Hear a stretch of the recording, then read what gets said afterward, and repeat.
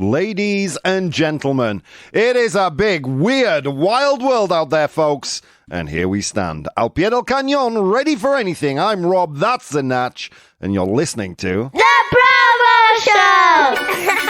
Woo-hoo-hoo. Good morning, happy Friday, boys and girls, you made it. Congratulations, people all around the globe that are listening to this show right now. Good morning, good afternoon, good evening, good night, wherever the hell you are. It is 8:30 a.m. Yeah, a.m.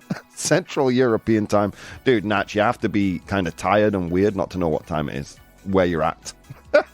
In New York, it's 2:30 in the morning. In London, it's 7:30 in the morning. In Tokyo, it's 3:30 in the afternoon. Jeez Louise, guys.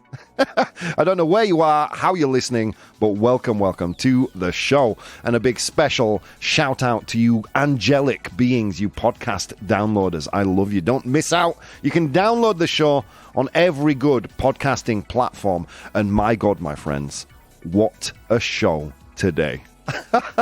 Two of the best Complete the Newses I think we've ever done.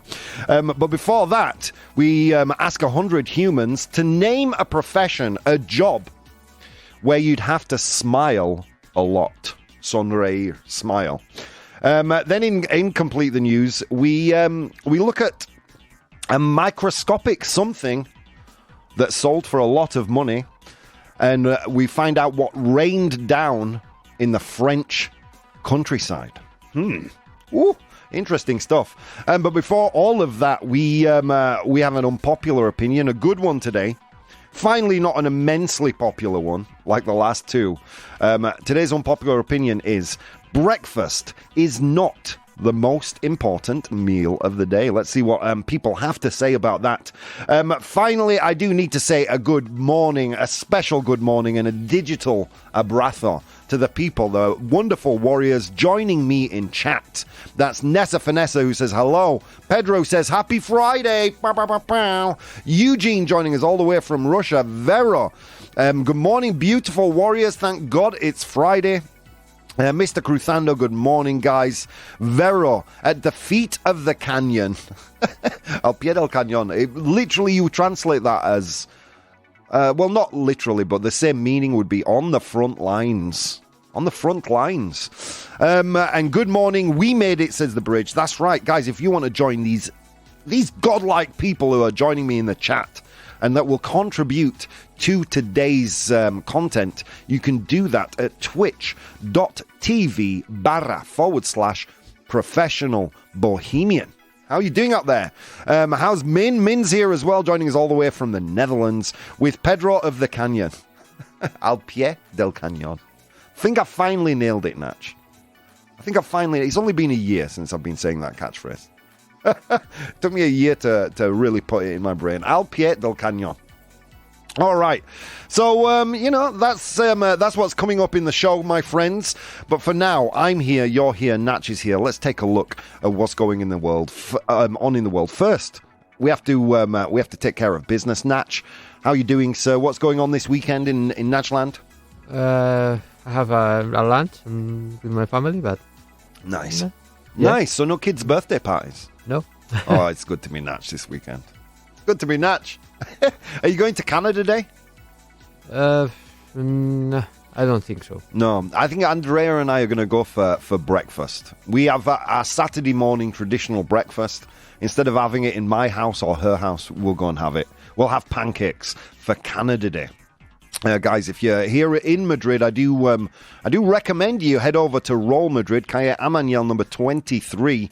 A full day of celebration for Canada Day, for our Canadian brethren. Nessa Finessa, the ProBoh fam is growing. So glad to see that. It is. Every week we get more people downloading the podcast. We get more people joining us in the chat from all over the world. I mean, there is a special place in my heart for my Spanish friends, I've got to admit. But it does fill me with joy to see people joining us from all over the world. It really does. Vero says pancakes. Is there anything better than pancakes? Oh, yeah, bacon. Sorry, I don't know what I was thinking. Bacon and eggs. Way better than pancakes. Coco Lavender's joining us. How are you doing, Coco? If you remember, guys, last week Coco was with us here in the studio. My next target is Pedro from Instagram, Natch. Do you know why? Because he knows a lot about the law. He's a lawyer, and he recently went to a conference about AI. You know, one of the compliments one of the nicest compliments I ever got. I got the same one from a friend of mine, Crystal, who listens to the show. She's all the way in Washington. And Pedro recently, this both said, most of the things I know about AI have come from your show. Isn't that a nice thing? Dude, we're actually educating people on something. Other than how to have a bunch of unpopular opinions. Churros, says Vero. Churros are better than pancakes. Meh. I don't know. You can put syrup on a pancake. Come on. You can put bacon on a pancake. Make a pancake sandwich. A panwich. You can't do that with a churro. You'd have to force bacon down the middle. Yeah, no, I don't think so. I'll try to be there before going to Galicia. Nice, says Coco Lavender. Vero, churros, Min, as long as what you're telling us about AI isn't BS. For all you guys know, I am AI. Maybe I'm an AI agent. And everything that I say is just a hallucination. Who knows? Welcome, Corporate Alligator. Nice one, Rob, thanks. Pedro, you have to get in here. You have to get in here one day. You're our legal correspondent over here. Okay, so let's take a look at some news. There is. Yesterday, I wasn't so spoilt for choice with news items. Today, the complete opposite. So much going on. So much fun stuff going on. Dude, so while we're on the subject of AI, Natch, I found, or someone found, Mr. Anderson, found the perfect use for AI technology. You're going to love this. This is coming from the Wall Street Journal, right? People hire telephone bots, robots, to torture telemarketers. A man developed a chatbot called Whitebeard to frustrate telemarketers and to waste their time. This was in response to the increasing number of unwanted phone calls, which stands as the largest category of consumer complaints to the FCC. That's the American Trade Commission. You know, when anything goes wrong with a company, you get in touch with the FCC. And the most number of complaints, just like us here in Europe, are those people who call you, hello, it's Vodafone. What was the last telemarketing call you got, Natch? I don't know. I don't even listen to them. No? I hang them. Oh, dude, I get from Vodafone constantly. Constantly Vodafone, Orange just calling me, trying to give me deals. Electricity companies. Oh. And I'm on the Lista Robinson. No sé cómo se dice eso en inglés. I suppose the Robinson list. Which means that telemarketers are not legally allowed to get in touch with you, but they do. They do, my friends. So this man created a chatbot. Here's how it works. So Anderson, the man, he uses GPT-4 and OpenAI software to process the telemarketer's spiel, so whatever the telemarketer is saying, and then generate a response, which is then fed into a voice cloner to carry on the conversation. So the telemarketer says something, it goes to ChatGPT, it creates a response, and then using an artificial voice, it replies. The aim is to keep the telemarketer engaged for as long as possible. Anderson, who began his war on telemarketers nearly a decade ago, offers a subscription service called Jolly Roger, which features several digital personalities. This is what this technology should be used for. Here's my question, right? Eventually, don't you think that telemarketers are going to be replaced by AI? So if you hire Jolly Roger, the service, to engage with telemarketers, eventually it's just going to be two artificial intelligences running up phone bills, talking to each other. It's the weirdest thing. What kind of pancakes, or American style or crepe? I believe they're American style, Corporate Alligator. I think that's the kind of pancake they have in Canada. Although, it could be a crepe for all I know. I mean, yeah, it's not like Canada doesn't have its French roots and the crepe is French. I don't know. It's a great question. I don't know the answer to that. Pedro, your legal correspondent is having some poo issues with his dog now. I will be back soon. No worries, Pedro. Isn't it a bit dark in the studio today? Asks Vero. Then Min says Rossi is probably cleaning the lights or something. Well, what I saw Rossi leave earlier. So the lights in the canteen behind me, if you're not watching the show, you have no idea what I'm talking about. But behind me, usually you see the Vaughan canteen where we all eat lunch. You see that brightly lit and Rossi in the background cleaning. But I saw her leave the office when I was downstairs. Wasn't having a cigarette. No. While I was downstairs having a run, doing some exercise. I keep getting calls about my car and I don't drive, says Corporate Alligator. Oh, that's the worst. Or banks offering me loans. I get that a lot too. Nessa, not only AI, Rob, during the day people come up with bits of news and guess where I got it first. Here, of course. So thank you for keeping me out of ignorance. Oh, Nessa, that's wonderful. Thank you so much for that. Dutch-style pancakes are better, says Min. Oh. What is a Dutch-style pancake, Min? I need to know. The world needs to know. The best tactic is just to pick up the phone from unknown numbers. Okay, no. Let me tell you the best tactic. Right, this is what I do. If you've listened to the show for a few years, you know this already. So a telemarketer will call, and I will say in a thick British accent in Spanish, I'm sorry, I don't understand exactly what you're saying. Could you just give me all the information while I write it down, but talk very slowly? I'm not going to interrupt you. You just talk as slowly and as clearly as possible.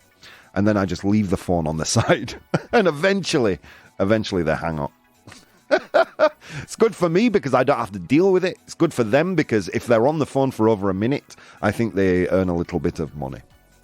Okay, anyway, what else do we have in the news? Geez, are we running out of time already? Here's a good one. YouTube could be testing a 3 strikes policy. A 3 strikes policy, Natch, is when you do something bad 3 times and you get punished. Okay, so 3 strikes and you're out. It comes from baseball, the American sport. So YouTube could be testing a 3 strikes policy for ad blocking. Meaning if you block ads repeatedly, you will be punished. YouTube appears to be testing a new 3 strikes policy aimed at users who block ads on the platform.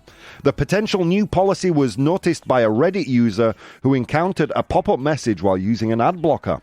The message suggested that after watching 3 videos with an ad blocker enabled, users would be prevented from viewing further content unless they either listed YouTube or disabled their ad blocker. Let me unpack that for you, right? So, if you're using an ad blocker to reduce the number of advertisements you get while surfing the internet, on YouTube, 3 times you will no longer be able to watch YouTube content. Now, Natch, you're a fan of YouTube. At least we use it here in the studio, right? How do you feel about this? But do you have to watch the whole? Yeah. Well, I suppose you can skip. But there are YouTube ads that are not skippable, Mm-hmm. So how do you feel about this? Well, I always have to watch the ads. So yeah. I don't have any ad blockers. Would you, though? Is it something you've considered to avoid the adverts? What? Is it something you've considered, something you've thought about? Oh, I'm going to use an ad blocker. No, because I use it mainly here at the company, and I don't... You don't know how to install an ad blocker. Yeah, here's the thing, right? We'll probably do an unpopular opinion about this one day. I believe that ad blockers are unethical. There you go, I said it. I know that I'm going to get a lot of heat for that. People aren't going to like it, but I honestly believe ad blockers are unethical. As someone who's been in content marketing for most of their professional life, or at least the last 20 years, and then created content for himself, as I've done for the last, since 2016. Actually, before that, in the island. So since 2012, I've created content for myself. I find ad blockers unethical. Why? Because if you're using an ad blocker, the creator of the content that you're watching there's nothing in it for him. All you have to do is watch a 2-3 minute advert before his video plays, and maybe he will gain a fraction of a cent, let's say, for those views. So I don't use an ad blocker. Maybe if you do, you can give me your opinion on this, but I think this is a good move by YouTube. I do think ad blockers are unethical. Okay, that's not me. I understand we're exposed to way too much advertisement. All of us. We are. But YouTube is generally populated by independent creators, and they deserve your support. Now, if you use an ad blocker, but you support the creator in other ways, like Patreon, for example, I have a Patreon, that's fine. So, or you subscribe to them on Twitch or YouTube, wherever, that's fine. But people who just block ads on YouTube, I don't know. It doesn't sit well with me. I don't like it. Min says, Dutch pancakes are thicker than crepes, but thinner than American style. They're larger than both. Larger is good, Min. Rob approves.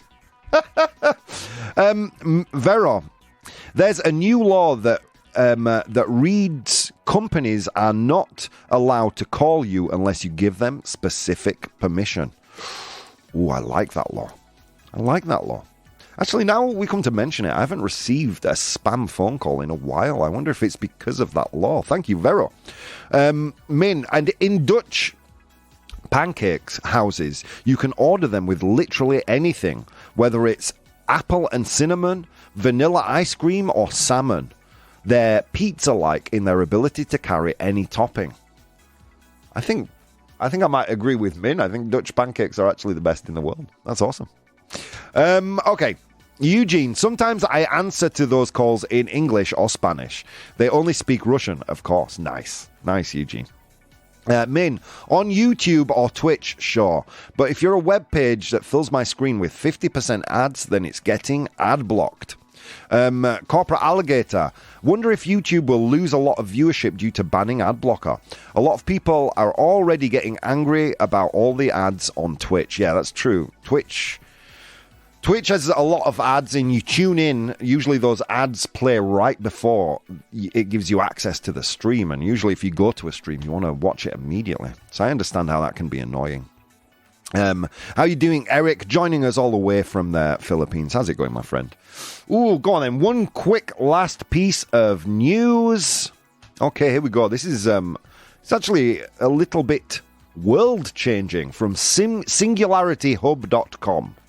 In a first, an AI-designed drug is being tested on humans to see if it actually works. What? An AI-designed drugs, so a drug that has been created or devised, through using AI, artificial intelligence, is tested on humans to see if it actually works. The company in question is In Silico Medicine. They've just initiated phase 2 on human clinical trials for a drug entirely discovered and designed by artificial intelligence. This marks a significant milestone in the pharmaceutical industry, possibly signaling a future where drug discovery is quicker, less costly, and more efficient. What do you think about that, Natch? I think that's amazing, eh?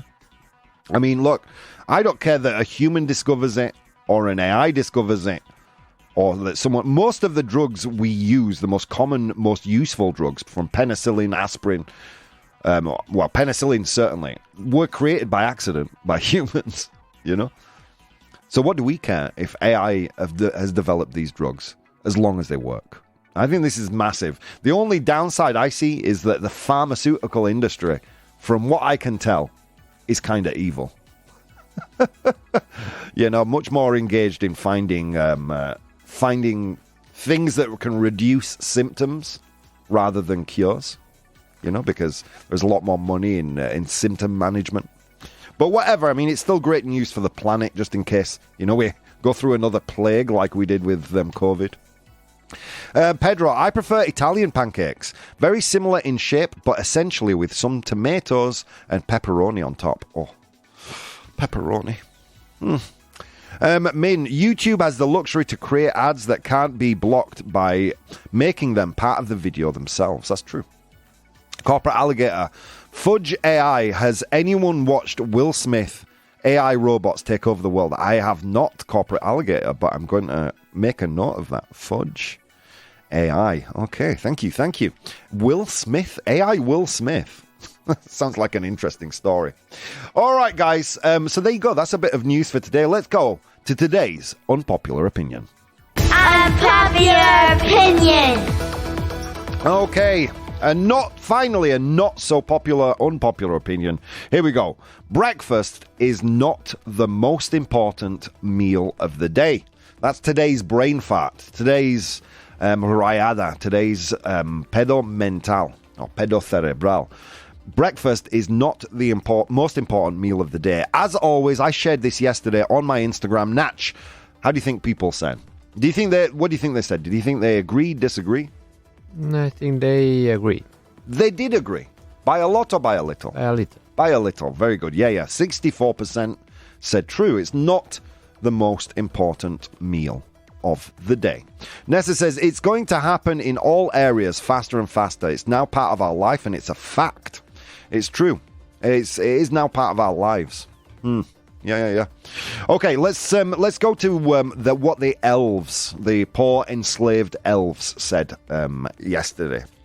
They said, here we go, in the pro column, agreeing with the idea that breakfast is not the most important meal of the day. People have different nutritional needs based on their body type, metabolism, activity levels, and lifestyle. For some, a healthier lunch or dinner might be more beneficial to their energy levels and health. Some dietary strategies, such as intermittent fasting, which is like the fad of the moment, right? Intermittent fasting. I didn't hear about intermittent fasting until 2 years ago, and now when it comes to dieting, it's like all the rage.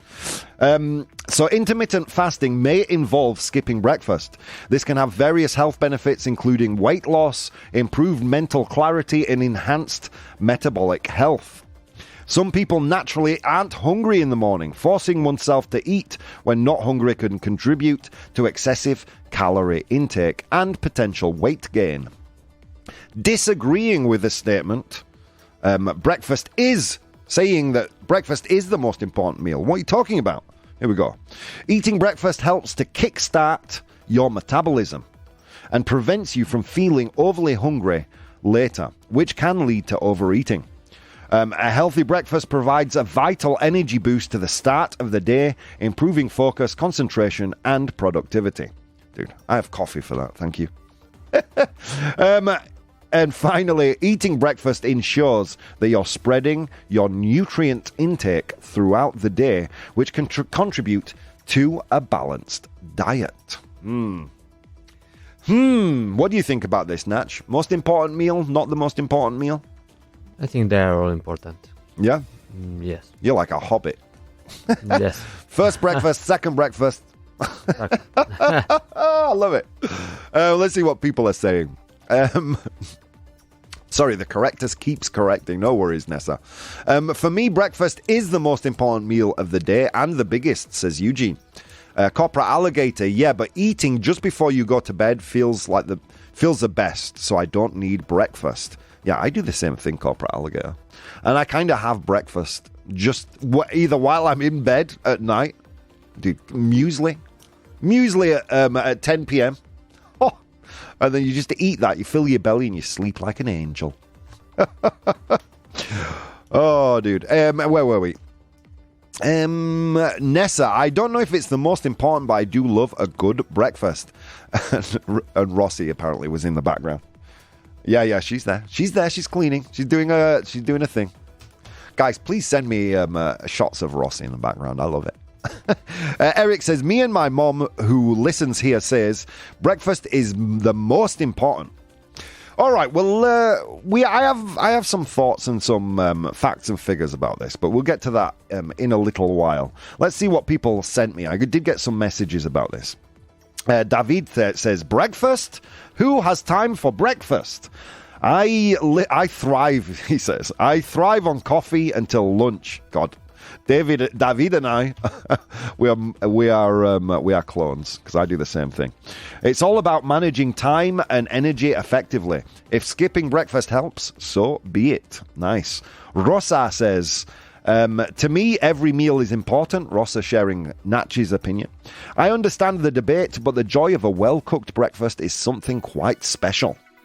And finally, Sam says, it's not necessary when you eat, but what you eat. The most important meal is different for everyone.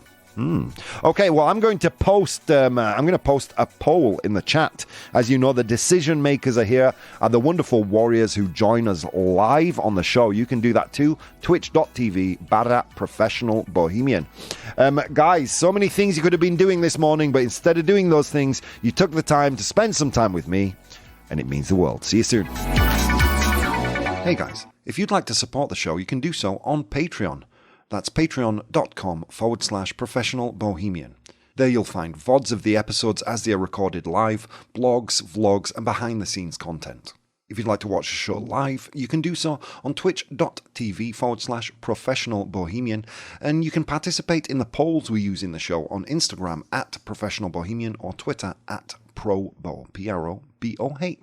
Okay, on with the show. Ladies and gentlemen, welcome back to the show. How are you doing out there? Sorry if I scared you right there. How's it going? Well, happy Friday, friends. If you're just tuning in, what have we looked at so far today? Man, we're having a good show today. We're having a good one. We looked at several things. We looked at people hiring a brand new service that helps you torture telemarketers. A service developed by a man using ChatGPT and voice cloning software to torture telemarketers. I love it. Then we looked at YouTube's new 3 strikes and you're out. 3 strikes, so you can do something 3 times and then you get punished. For people who are using ad blockers on their platform. And then the first drug designed by artificial intelligence is to be tested in humans. It's a big deal to the pharmaceutical industry, but as Nessa said earlier, this will become more and more common, I think, this kind of thing. And then we moved on to today's unpopular opinion. I'm going to head to the chat right now and see what our friends were saying with regards to this. There is still a few seconds to vote, guys, if you have the time. Okay. Oh, no. Sorry, incorrect. The vote has just finished. All right. Okay, so let's see what people were saying. Let's see.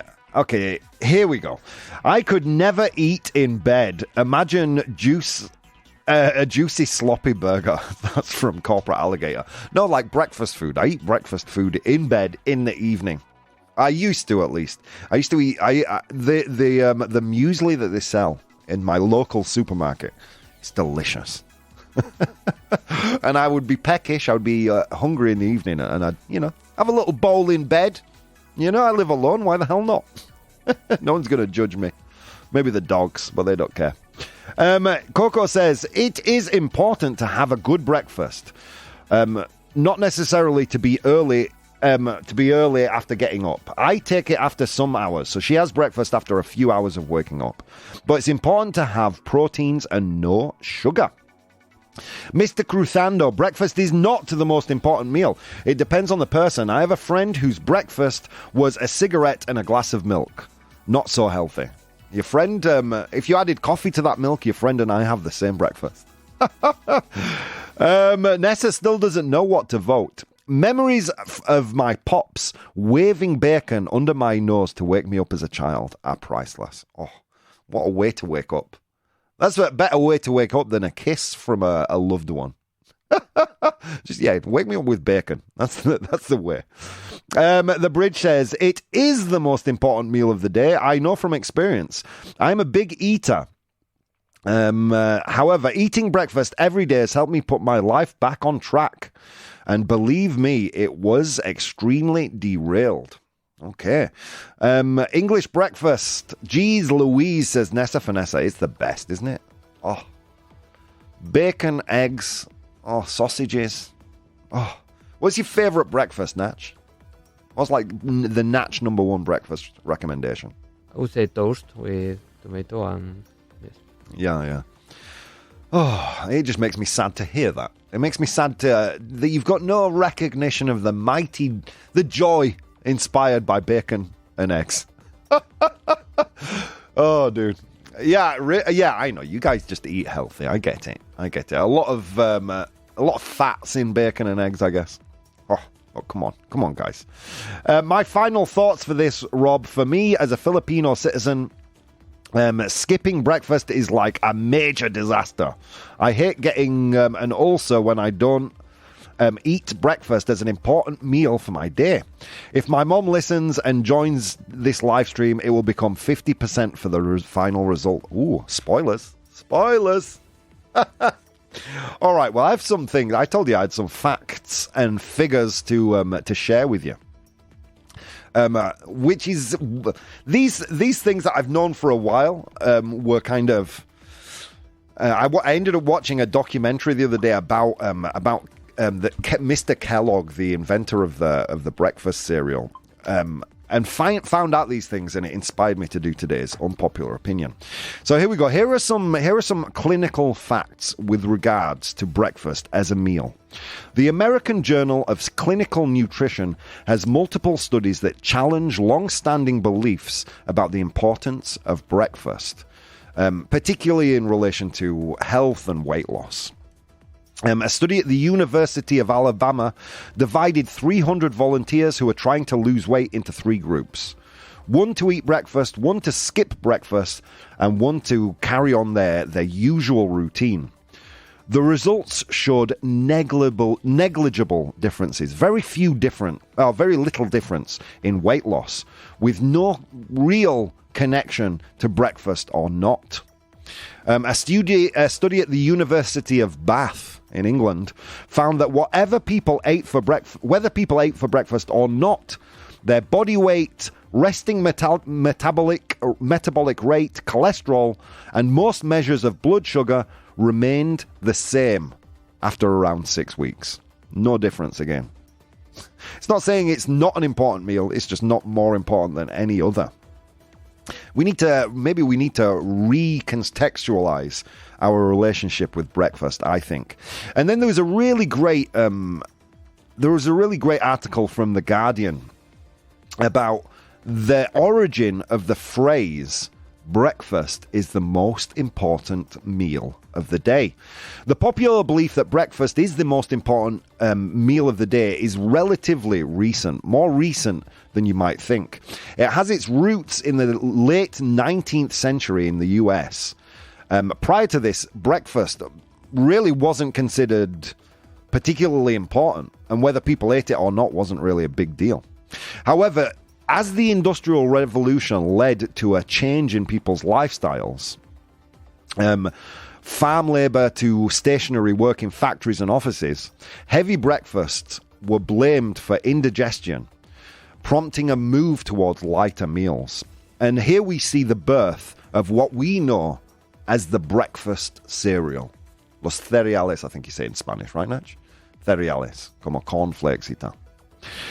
Breakfast cereals were introduced during this period by followers of the Seventh-day Adventist religion. Yeah, a Christian religion. Who established sanatoriums promoting vegetarian diets and bland, whole wheat foods for health. The notion of a healthy breakfast was also tied to moral and religious beliefs. So when you're eating your cereal in the morning, realize that you're eating cereal thanks to sanatoriums, these kind of, not hospitals, just a place where people go to, or went at this time to regenerate their health by eating basically cereals, cornflakes. The concept that breakfast is the most important meal of the day was further reinforced in the 1940s when breakfast cereals were fortified with vitamins and marked an essential, quick and nutritious meal option, especially for children. Thus, the combination of fear of indigestion, religious moralization and advertising made the phrase breakfast is the most important meal of the day, because scientifically speaking, it really isn't. It really isn't. So when you repeat that fact and you have that idea that breakfast is massively important, what is happening to you is you're buying into lobbyists in the United States and a fight between the traditional farm breakfast, bacon, eggs, and cereal. You know, if you're eating bacon and eggs, guys, you're a rebel. I love it. Coco says, I think eggs are the best breakfast ever. Agreed, Coco. I will have them in any way. Only the white part, boiled, fried, and in an omelette. Delicious. I have to agree, mostly Asian people do this as a start of the daily important meal. This is Eric. Nessa, you can eat healthy and still crave for an old English breakfast. Eggs, bacon, sausage, mashed potatoes. Oh, come. You're making me so hungry. Dear, I don't even eat meat anymore. Yeah, but I mean bacon. Bacon is so delicious. But now those cereals are just a bomb of sugar. True story. True story. And isn't it interesting, the history of cereal being a religious thing? So yeah, I mean, factually speaking, I guess it's not in any way the most important meal of the day. It's not even an important meal. It's just kind of the same level of importance, scientifically, nutritionally speaking, as any other meal. And there is evidence to suggest that skipping breakfast is actually better for you. Better for your health, your weight loss, if we're to believe what we're being told about intermittent fasting. So, wow, there you go, Natch. Have you has your mind changed? Has your opinion changed at all? What do you think? No, I don't. Well, you never. I think every meal is as important as the other. Yeah, interesting though, right? It was some propaganda from a religious sect. And from the government. Interesting stuff. So the final verdict asks Eric, I'll get to it in 1 second. I knew the facts about breakfast not being so important, but I tried fasting a couple of times and it turned out the most difficult meal to skip. Interesting. Min says, I still can't skip breakfast. Pedro says, that's just my personal experience. Okay, let's get to the vote. I asked you, or I made the statement that breakfast is not the most important meal of the day. Let's get a drum roll. 56% of you said true. Woo!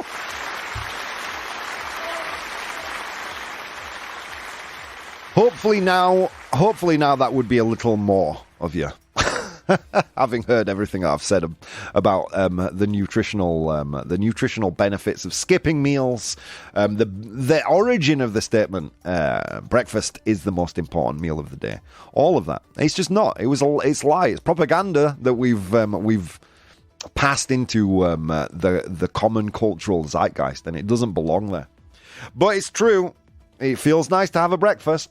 I mean, I get up at 5:30 in the morning. I don't normally eat until around 10:30, where I either try and convince Nacho to come and have a slice of tortilla with me. If Nacho doesn't want to, Fitz. And that's usually when I eat breakfast. If I skip that breakfast, then I don't eat until I get home, which is at 6 p.m. in the evening. Yeah. I mean, sometimes I get a quick break and I'll go to a sandwich machine and just get a little sandwich. But there you go. It's not an important meal. All right, let's go to 100 humans. Religion and government, what a blend, says Nessa. True story. Surely a big dinner is the worst for your weight since you don't burn many calories after that. Maybe. I mean, research would suggest it really doesn't play that... Well, at least breakfast doesn't play an important roll. I mean, I try not to eat just before bed, but if I get peckish and I want a snack, usually it's a bowl of cereal. I'm going to be honest with you. Even after everything that I've said, I'll eat a bowl of cereal. I don't care. There are no benefits, Rob, says the bridge. Okay, here we go. 100 humans. It was a long walk to work, friends, across snow-capped mountains and through river valleys. On that walk, I encountered 100 humans, and I asked them to name a profession where you'd have to smile a lot.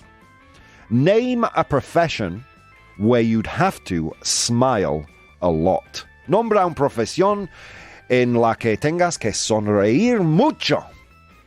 Oh, Nivelazo. I even left a pause there. Thanks, Natch. So name a profession where you'd have to smile a lot. I asked 100 humans that question. They gave me their answers. I have their answers right here. Your job in the chat is to identify those answers. All right, what do you think, Natch? A model? A model, says the Natch. You know where his head's at. I approve, Natch. ProBoh approved. Give yourself a ProBoh approved. Come on. ProBoh approved. A model. A model. Did the 100 humans agree?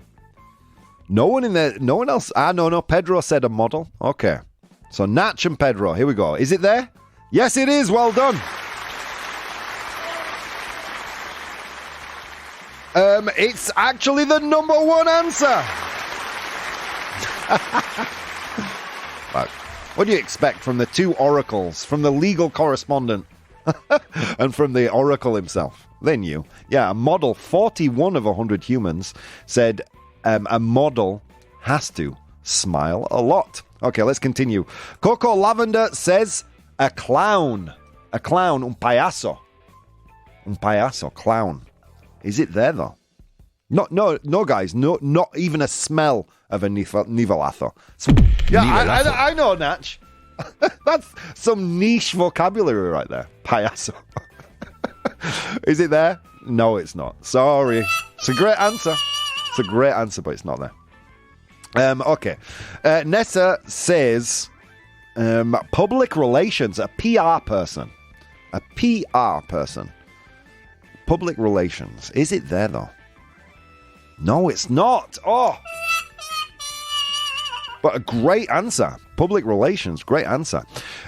Nessa goes on to say a receptionist. A receptionist. I think you just say a recepcionista, right? Recepcionista. It's there. Well done, Nessa. It's the fourth most popular answer, with 8 of 100 humans saying receptionist. Okay, a salesperson, says Coco. A salesperson. A salesperson. Is it there? Yes, it is. Well done. Vendedor. Salesperson. Alguien que trabaja en ventas. Nivelazo. Thank you, Natch. See, the same thing in 2 ways, just for you. 20 years in Spain. Okay, let's continue. A cashier. I think cashier can fall under a salesperson. So well done, Min. That one's there. Okay. The bridge says a TV person. A TV presenter. TV presenter. But is it there? TV presenter. Yes, it is. Well done. They're on fire. 5th most popular answer. Well done, Bridge. We've had receptionist. Well done to you as well, Bridge. Let's see. A waiter. A waiter. And camarero. With my horrible Geary accent. Camarero. Would you say it for me just so I can repeat your pronunciation? Camarero. Camarero. Camarero. Okay, there we go. So a waiter. Is it there? Yes, it is. Well done. It's actually the 7th most popular answer. Well done, well done. Camarero, waiter. Ooh. Okay, here we go. Wait, I think I missed one there from Pedro. Oh my God, you guys are on fire today. He says a politician. A politician. It's a politico, I think you'd say, right over here. Oh, killing it. Vaya nivelazo. It's politician there. Yes, it is. Well done. Guys, you're only missing one. You're doing amazing work here.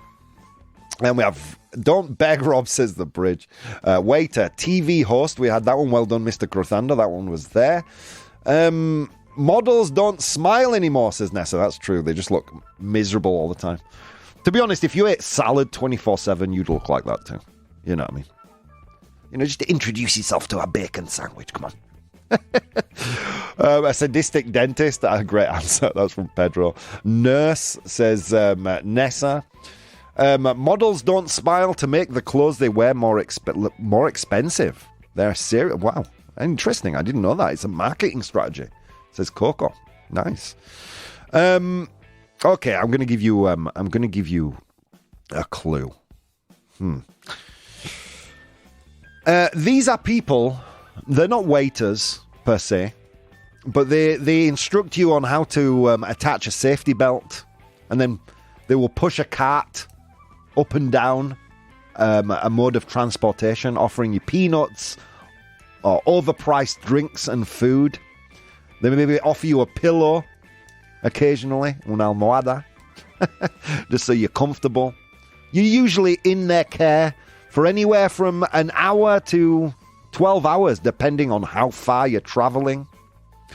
Nessa thinks she knows, as does Pedro, as does Eric, as does Coco. What do you think, Natch? I don't know the current name. It used to be stewardess or something. Yeah, but in Spanish, how would you say it? Auxiliar de vuelo, I would say. Not azafata. Azafato was, but now nowadays. It's changed. Okay. We would say flight attendant, air hostess, or host. Well done, guys. Coco, Nessa, Pedro, Eric, Bridge, all got that. Well done, guys. Well done. All right, let's very quickly go through the list. I asked 100 humans to name a profession where you have to smile a lot. In position number 7, we had a waiter, camarero. In position number 6, we had a politician. In position number 5, we had a TV presenter. Presentador? Yeah, right. Okay, in position number 4, receptionist. A receptionist. In position number 3, a flight attendant. Air host or air hostess. In position number 2, we had salesperson. And finally, in position number 1, we have a model. Well done to Nacho and Pedro from Instagram. All right, friends, you know what we're going to do? We're going to move on to today's Complete the News. Complete the news! Ooh, Natch, we've only got time for one. I'm going to let you choose. Do you want to go to France, or do you want to find out what tiny thing was sold for a lot of money?